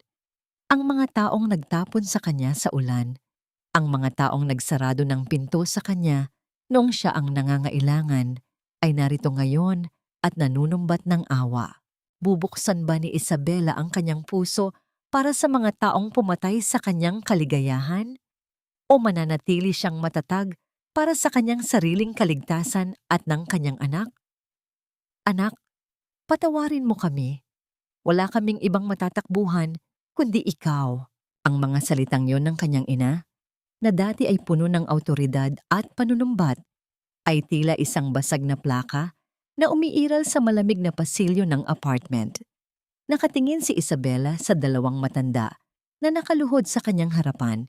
Ang kanyang ama, na dati ay may matikas na tindig, ay tila lumiit. Ang mga balikat nito ay bagsak at ang mga mata ay puno ng pait. Ang kanyang ina naman ay hindi na magkamayaw sa pag-iyak. Ang maruming laylayan ng kanyang damit ay sumasayad sa sahig. Isang malayo at masakit na kabaligtaran ng marangyang anyo nito noong araw ng kasal sa simbahan. Naramdaman ni Isabela ang isang matinding paninigas sa kanyang buong katawan. Ang bawat luhang pumapatak mula sa mga mata ng kanyang ina ay hindi nagdulot ng awa sa kanyang puso, kundi isang masakit na alaala ng gabing itinapon siya sa gitna ng ulan. Naalala niya ang bigat ng sampal ng kanyang ama, ang lamig ng padlock sa pinto ng kanilang bahay, at ang bawat salitang nagsabing wala siyang kwentang anak. "Tumayo kayo riyan, Mapa!" Mahinang sabi ni Isabela. Ang kanyang boses ay walang galit, ngunit wala ring init. Ito ay kasing lamig ng semento sa ilalim ng kanilang mga tuhod.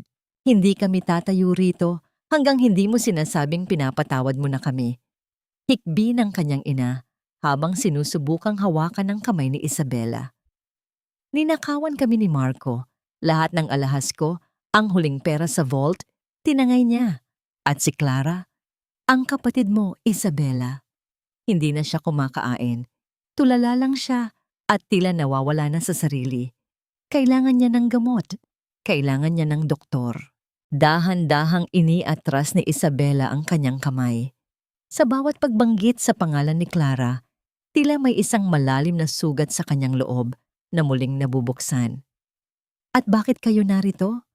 Noong ako ang kailangan ng kanlungan, noong ako ang kailangang protektahan dahil buntis ako, nasaan kayo?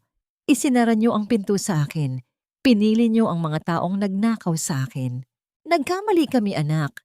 Nabulag kami ng hiya at ng mga pangako ni Marco." Sigaw ng kanyang ama.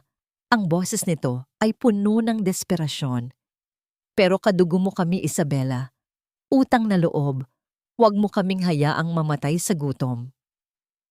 Sa mga sandaling iyon, dahan-dahang lumapit ang kanyang ina at pilit na hinawakan ang malaki ng tiyan ni Isabela. "Para na lang sa apo ko. Kahit para sa kanya na lang, Isabela. Tulungan mo kami." Ang haplos na yon ay tila isang kuryente na nagtulak kay Isabela na lumayo ng mabilis. "Huwag niyo siyang hawakan. Wala kayong karapatang tawagin siyang apo matapos niyo kaming itakwil." Agad na humakbang si Gabriel sa harap ni Isabela. Ang kanyang malapad na likod ay nagsilbing pader na humaharang sa pagitan ni Isabela at ng kanyang mga magulang. Ang presensya ni Gabriel ay nagbigay ng katahimikan sa magulong eksena. "I think it's better if you leave." Seryosong wika ni Gabriel. Hindi makakabuti sa kalusugan ni Bella ang ganitong klaseng stress. "Sino ka ba para makialam? Pamilya kami." Singhal ng ama ni Isabela, ang dating kayabangan ay tila sumisilip muli sa gitna ng kanyang kahinaan. "Siya ang taong naroon noong wala kayo." Sagot ni Isabela. Ang kanyang boses ay matatag na ngayon. "Siya ang nagbigay sa akin ng bubong nang itapon niyo ako. Siya ang pamilya ko ngayon." Huminga ng malalim si Isabela. Tumingin siya sa kanyang mga magulang nang may matalas na desisyon. "Tutulungan ko kayo.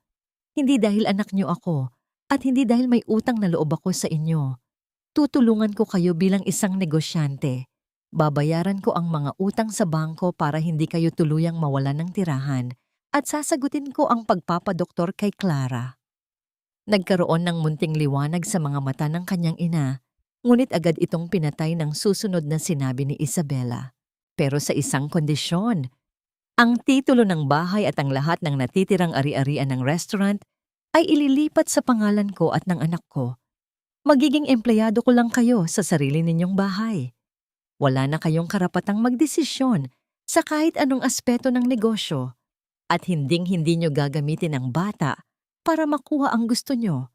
Ito ay transaction, hindi reconciliation. Maliwanag? Natahimik ang kanyang mga magulang. Ang bigat ng kondisyon ni Isabela ay tila isang huling hatol sa kanilang pagiging mapagmataas. Napilitan silang tumango dahil wala na silang ibang pagpipilian. Nang makaalis ang kanyang mga magulang, napasandal si Isabela sa pader ng apartment. Ang kanyang buong katawan ay nanginginig at ang malamig na pawis ay namumuo sa kanyang noo. Ang bawat pintig ng kanyang puso ay tila naririnig niya sa buong silid. "You okay, Bella?" Tanong ni Gabriel nang may matinding pag-aalala habang inaalalayan siya paupo. "I had to do it, Gab. Kailangan kong protektahan ang anak ko mula sa kanila." Bulong ni Isabela. Ngunit bago pa man makasagot si Gabriel, biglang napahawak ng mahigpit si Isabela sa kanyang tiyan. Ang kanyang mukha ay namutla at ang kanyang mga mata ay nanlaki sa gulat. Isang mainit na likido ang dahan-dahang dumaloy sa kanyang mga hita. Nababasa ang sahig ng apartment. "Gab!" Ang boses ni Isabela ay puno ng takot at hapdi. "Ang panubigan ko, pumutok na." Tumingin si Gabriel sa sahig at pagkatapos ay kay Isabela. Ang takot ay rumihistro rin sa kanyang mga mata dahil alam nilang hindi pa ito ang tamang buwan para isilang ang sanggol. Masyado pang maaga.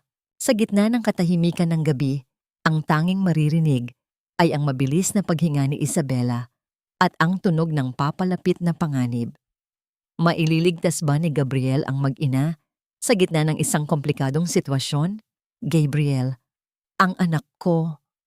Huwag mong hahayaang may mangyari sa kanya." Ang boses ni Isabela ay halos isang pabulong na lamang. Bawat salita ay may kasamang matinding hapdi na tila binibiyak ang kanyang katawan. Sa loob ng sasakyan, ang tanging maririnig ay ang mabigat na paghinga ni Isabela at ang mahinang tunog ng gulong na mabilis na bumabaybay sa basang kalsada. Mahigpit ang pagkakahawak ni Gabriel sa manibela. Ang kanyang mga mata ay nakatitig sa unahan, ngunit ang kanyang puso ay tila nadudurog sa bawat impit na daing ng babaeng nasa tabi niya. Nang makarating sila sa ospital, ang bawat segundo ay tila isang oras. Ang lamig ng stretcher sa ilalim ng katawan ni Isabela ay nagpaalala sa kanya kung gaano siya kaisa-isa sa labang ito. Isang inang pilit na pinoprotektahan ang kanyang munting anghel sa gitna ng unos. Habang kinalakaladkad ang kanyang higaan patungo sa delivery room, ang huling nakita niya ay ang mga mata ni Gabriel. Puno ng pangako, puno ng takot, at puno ng isang uri ng pagmamahal na hindi niya kailanman naramdaman mula sa kanyang nakaraan. "Kaya mo ito, Bella. Narito lang ako. Hihintayin ko kayo." Ang huling narinig niyang boses ni Gabriel bago tuluyang sumara ang pinto ng operating room. Lumipas ang mga oras na tila walang katapusan.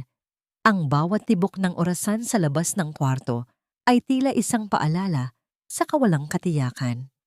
Ngunit sa loob ng silid na yon, sa gitna ng hirap at paghingalo, isang himala ang naganap. Ang unang iyak ng isang sanggol ay pumunit sa katahimikan ng madaling araw. Isang tunog na mas matamis pa sa anumang musika. Isang tunog na nagpabura sa lahat ng sakit na pinagdaanan ni Isabela. Isang malusog na sanggol na babae. Nang ilipat si Isabela sa recovery room, dahan-dahan siyang nagmulat ng mata. Ang unang sumalubong sa kanya ay ang amoy ng mga sariwang bulaklak at ang mukha ni Gabriel na nakaupo sa gilid ng kanyang kama. Hawak ni Gabriel ang isang maliit na bundle ng puting tela, ang kanyang anak. "She's beautiful, Bella. Kamukhang kamukha mo." Mahinang wika ni Gabriel. Ang kanyang mga mata ay nangingilid sa luha habang dahan-dahang iniaabot ang sanggol sa ina. Sa unang pagkakataon na nahawakan ni Isabela ang kanyang anak, naramdaman niya ang isang uri ng kapangyarihan na hindi kayang tapatan ng anumang yaman. Ang bawat haplos niya sa malambot na balat ng sanggol ay tila isang panata. na hinding-hindi niya hahayaang makaranas ito ng panunumbat at pagtataksil na naranasan niya. Salamat, Gab. Salamat sa lahat, bulong ni Isabela habang hinahalikan ng noo ng kanyang anak. Bella, may gusto akong ibigay sa'yo. Isang regalo para sa bagong simula mo, sabi ni Gabriel habang inilalabas ang isang folder mula sa kanyang bag. Ang investor na sinasabi ko sa'yo, ako yun. Ginamit ko ang aking mga naipon at ang ilang koneksyon para mabili ang restaurant ng pamilya mo mula sa bangko. Ito na ang titulo, Bella. Nakapangalan na ito sa'yo at sa anak mo. Napasinghap si Isabela. Hindi niya akalain na ang lalaking nasa harap niya ay handang itaya ang lahat para lamang maibalik sa kanya ang kanyang dangal. Gab, bakit? Masyadong malaki ang halagang ito. Dahil naniniwala ako sa'yo at dahil gusto kong magsimula ka na walang anumang utang sa kahit kanino, sagot ni Gabriel ng may katapatan. Ngunit ang kaligayahan ni na Isabela ay mabilis na nagambala. Bumukas ang pinto ng kwarto at pumasok ang kanyang mga magulang. Ang kanilang mga muka ay puno ng pilit na ngiti at ang kanyang ina ay agad na lumapit upang makita ang sanggol. Oh, ang ganda ng apo ko. Salamat sa Diyos at ligtas kayo, wika ng kanyang ina. Tila ba walang nangyaring masama sa pagitan nila. Isabela, nalaman namin ang tungkol sa restaurant. Ngayong may anak ka na, siguro naman ay pwede na tayong bumalik sa dati. Kami na ang mag-aalaga sa bata habang pinapatakbo natin ang negosyo, di ba? Tumingin si Isabela sa kanyang ina, pagkatapos ay sa kanyang ama na nakatayo sa likuran. Ang kanilang mga mata ay wala sa bata, kundi nasa folder na hawak ni Isabela, ang titulo ng kumpanya, Ma, Pa. Ang restaurant ay pag-aari na ng anak ko. At ang tanging paraan para makatapak kayo roon ay bilang mga bisita o bilang mga empleyado na susunod sa gusto ko. Malamig na pahayag ni Isabela. Huwag niyo nang subukang gamitin ang anak ko para makuha ang gusto niyo. Dahil sa oras na ito, ako na ang may hawak ng panulat sa kwento ng buhay ko. Natigilan ang kanyang mga magulang, ang kanilang huling baraha, ang paggamit ng damdamin ng isang bagong ina ay hindi gumana. Ang Isabela na nakahiga sa kama ay hindi na ang panganay na pwedeng diktahan. Siya na ngayon ay isang inang handang pumatay para sa kanyang anak. Pagkaalis ng kanyang mga magulang nang may bigong muka, muling bumalik ang katahimikan sa silid. Ngunit bago pa man makapagpahinga si Isabela, isang nurse ang pumasok at may ibinigay na isang maliit na note.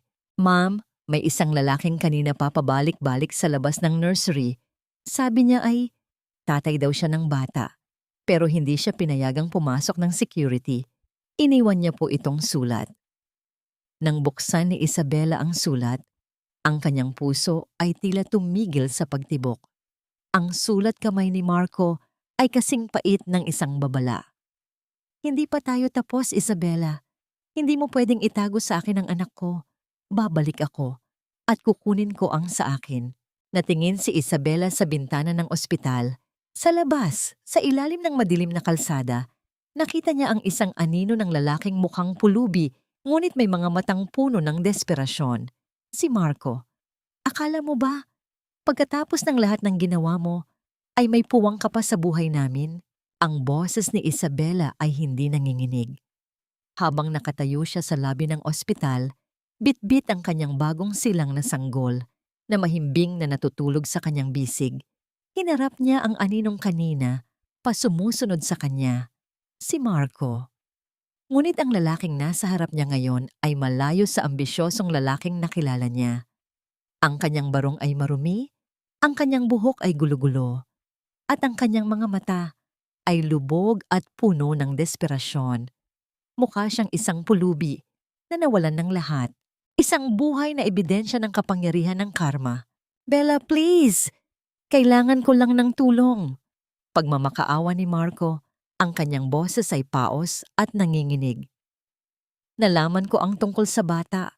Anak ko siya, Bella. May karapatan ako sa kanya. Kung bibigyan mo lang ako ng pera, aalis na ako. Hindi ko na kayo guguluhin. Isang mapait na ngiti ang sumilay sa mga labi ni Isabela. Ang bawat salita ni Marco ay tila isang maruming basura na pilit itinatapon sa kanyang harapan. Karapatan?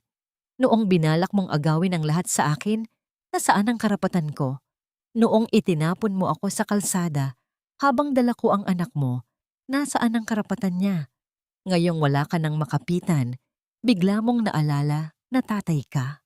Dahan-dahang lumapit si Marco. Akmang hahawakan ang balot ng sanggol, ngunit bago pa man dumampi ang kanyang maruming daliri, isang matatag na braso ang humarang sa kanya. Si Gabriel. Ang presensya ni Gabriel ay tila isang pader ng bakal, malamig, matatag, at hindi matitinag. Huwag mong susubukang hawakan sila. Ang boses ni Gabriel ay mababa, ngunit puno ng babala. Hindi mo na sila pag-aari, Marco, at hinding-hindi mo na sila muling maaabot. Sino ka ba? Ako ang tatay. Akin ang batang yan. Sigaw ni Marco. Ang kanyang desperasyon ay nauwi sa isang hibang na galit. Sinubukan niyang manlaban, ngunit sa isang senyas ni Gabriel, 2 security guard ng ospital at 2 pulis na kanina pa nakaabang sa paligid ang mabilis na lumapit. Ang tunog ng pag-alingawngaw ng mga sapatos sa semento ay naging hudyat ng katapusan. Inilabas ng isang pulis ang isang warrant of arrest. Marcos Santos, arrested ka sa kasong estafa, qualified theft, at falsification of public documents. Pahayag ng pulis habang dahan-dahang isinasara ang mga bakal na posas sa mga pulso ni Marco. Ang tunog ng pagkandado ng posas ay tila musika sa pandinig ni Isabela. Ang tunog ng pagkaputol ng huling tanikala ng kanyang nakaraan. No! Bella, huwag! Sabihin mo sa kanila na hindi totoo ito. Mapa, tulungan niyo ako. Sigaw ni Marco habang kinalakaladkad siya palayo. Ngunit sa di kalayuan, nakatayo ang mga magulang ni Isabela. Wala silang ginawa kundi ang tumingin ng may pait at kahihiyan. Wala na silang lakas para ipagtanggol ang lalaking sumira sa kanilang pamilya. Pinanood ni Isabela ang paglayo ng sasakyan ng pulis. Wala siyang naramdamang saya sa pagbagsak ni Marco, kundi isang malalim na kaluwagan. Ang bigat sa kanyang dibdib na dala-dala niya mula pa noong gabi sa nursery ay tila tuluyan ng natunaw. Tapos na, Bella. Mahinang sabi ni Gabriel habang inaalalayan siyang maglakad patungo sa naghihintay na sasakyan. Bago sumakay, huminto si Isabela. Kinuha niya ang kanyang lumang wedding ring mula sa bulsa ng kanyang bag, ang singsing na itinago niya bilang paalala ng kanyang sakit. Nang walang pag-aalinlangan, binitawan niya ito sa isang basurahan sa gilid ng kalsada. Ang tunog ng pagtama ng ginto sa ilalim ng lata ay huling alingawngaw ng kanyang pagkakamali. Hindi na niya kailangan ang paalala ng sakit. Ang kailangan niya ay ang pag-asa ng bukas. Pagkalipas ng ilang linggo, ang kanto, kung saan dating nakatayo ang luntian at lumang restaurant, ay muling nabuhay. Ang bagong pintura na kulay cream at gold ay nagniningning sa ilalim ng sikat ng araw. Isang malaking karatula ang nakasabit sa itaas. Laye's Grace, a Legacy of Flavors. Ipinangalan ni Isabela ang restaurant sa kanyang anak, si Leah. Ang amoy ng bagong lutong tinapay at ang pamilyar na bango ng sinangag ay muling bumabalot sa hangin. Sa loob, abala si Isabela sa pag-aayos ng mga mesa, habang ang kanyang anak ay mahimbing na natutulog sa isang duyan sa tabi ng counter. Ang kanyang mga magulang ay naroon din, tahimik na tumutulong sa paglilinis, hindi bilang mga amo, kundi bilang mga taong dahan-dahang nagbabayad sa kanilang mga pagkakamali. Lumapit si Gabriel, dala ang isang basket ng mga sariwang bulaklak. Ready na ba ang lahat para sa grand opening? Tumingin si Isabela sa paligid. Nakita niya ang kanyang mga tauhan na masayang nag-uusap, ang kanyang anak na ligtas at busog, at ang lalaking nanatili sa tabi niya sa gitna ng unos. Ang bawat hirap, bawat sampal, at bawat patak ng ulan ay tila naging mga sangkap lamang upang maging mas matamis ang tagumpay na ito. "Ready na, Gab?" Sagot ni Isabela nang may pinakamatamis na ngiti na dumaan sa kanyang mga labi. Handa na akong magsilbi ng tunay na pagmamahal sa bawat platong ihahain ko. Nang buksan ni Isabela ang pintuan ng restaurant, ang tunog ng maliit na kampanilya sa itaas ay tila isang hudyat ng simula ng isang buhay na wala ng takot, wala ng dusa, kundi puno na ng biyaya.